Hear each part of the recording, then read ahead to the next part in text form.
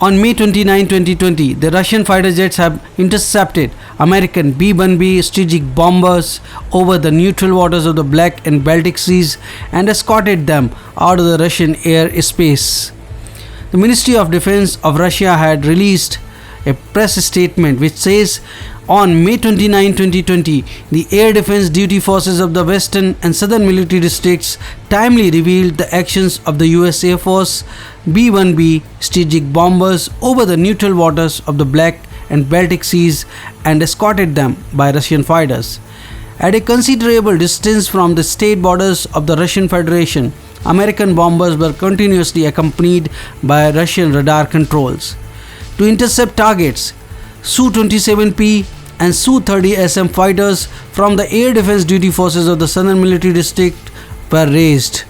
The crew of Russian fighters approached a safe distance from air targets, identified them as B-1B strategic aircraft, after which the American bombers changed the direction of flight from the state borders of the Russian Federation.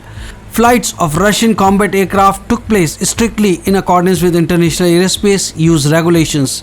After completing the task, Russian fighters returned safely to the airfields. In the last 2 months, this is the fourth incident involving Russian and American fighter jets. A few days back, for the third time in 2 months, Russian pilots flew in an unsafe and unprofessional manner while intercepting a US Navy P-8A maritime patrol plane in the eastern Mediterranean, the US Navy had alleged. On May 26th, a US Navy P-8A aircraft was flying over international waters in the eastern Mediterranean and was intercepted by 2 Russian Su-35 fighters. The intercept was determined to be unsafe and unprofessional because the Russian pilots took up close station on each wing of the P-8A simultaneously, restricting the P-8A's ability to maneuver safely. This was what alleged by the US Navy.